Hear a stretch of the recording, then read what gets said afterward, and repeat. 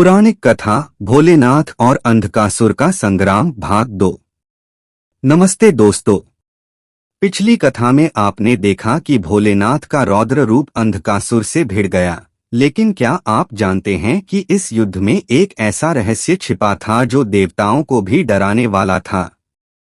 आज के इस भाग में जानिए कि अंधकासुर के खून ने क्या करिश्मा दिखाया जो इस संग्राम को अनंत बना सकता था।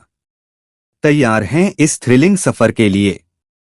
तो कमेंट में हर हर महादेव लिखें और चलें। कथा शुरू करते हैं।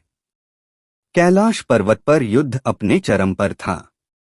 भगवान शिव का त्रिशूल अंधकासुर के शरीर पर प्रहार कर रहा था और हर वार के साथ अंधकासुर के विशाल शरीर से खून की लाल धाराएं बह निकलती थीं। लेकिन यह कोई साधारण खून नहीं था। जब शिव का त्रिशूल अंधकासुर के सीने में लगा तो खून की बूंदें जमीन पर गिरीं और एक अजीब घटना हुई। हर बूंद से एक नया अंधकासुर उत्पन्न हो गया। ये छोटे छोटे अंधकासुर भले ही आकार में कम थे, लेकिन उनकी शक्ति उतनी ही भयानक थी। वे शिव पर हमला करने दौड़े और युद्ध का मैदान अचानक भीड़ से भर गया। देवताओं ने आकाश से यह दृश्य देखा और चिंता में डूब गए। इंद्र ने कहा, यह तो अनंत संग्राम हो गया। अंधकासुर का वरदान सच साबित हो रहा है। उसका खून ही उसकी सेना बन गया। नारद मुनि, जो हमेशा ज्ञान के साथ उपाय सुझाते थे, ने सुझाव दिया, शिव की माया ही इसे रोक सकती है। उनकी शक्ति और बुद्धि इस संकट को समाप्त करेगी। लेकिन अंधकासुर हंस रहा था, अपनी जीत का दावा करते हुए, हे रुद्र, तुम मुझे मार नहीं सकते, क्योंकि मेरा खून मेरी शक्ति है। जितना तुम मुझे घायल करोगे उतना ही मैं मजबूत होऊंगा। शिव ने अपनी तीसरी आंख खोली और उनके मस्तक से एक भयानक प्रकाश निकला जो अंधेरे को चीरता हुआ चारों ओर फैल गया। उन्होंने अपने गणों को बुलाया, वीरभद्र जो युद्ध के लिए प्रसिद्ध थे और काली जो विनाश की देवी थीं। वीरभद्र ने अपने हथियार उठाए और अंधकासुर की नई शक्तियों पर हमला शुरू किया, लेकिन उनकी संख्या इतनी थी कि वे थकने लगे।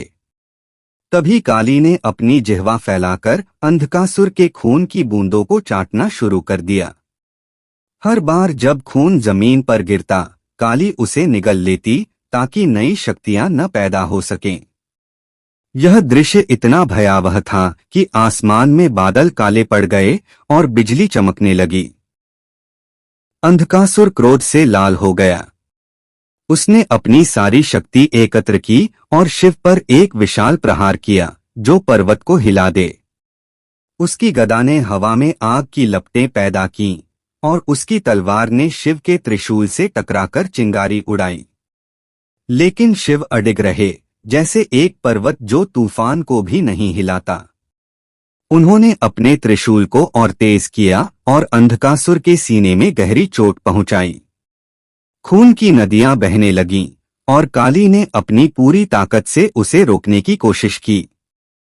फिर अचानक एक रहस्यमय आवाज गूंजी, शिव, यह युद्ध अभी खत्म नहीं हुआ। अंधकासुर का अंत तुम्हारे ही हाथों होगा, लेकिन इसके लिए तुम्हें एक कीमत चुकानी होगी।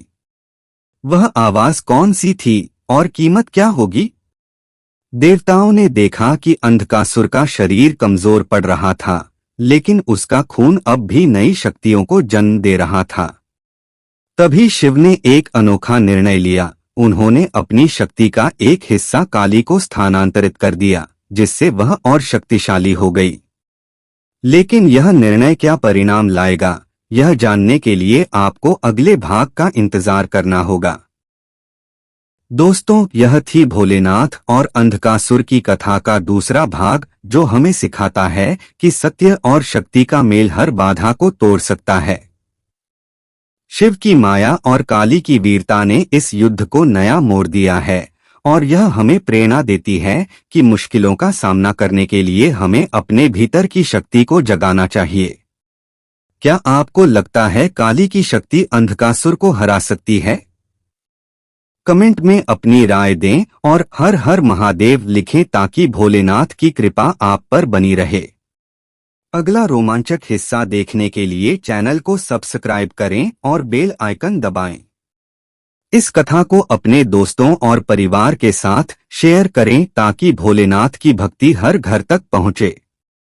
जय शिव शंभू। हर हर महादेव।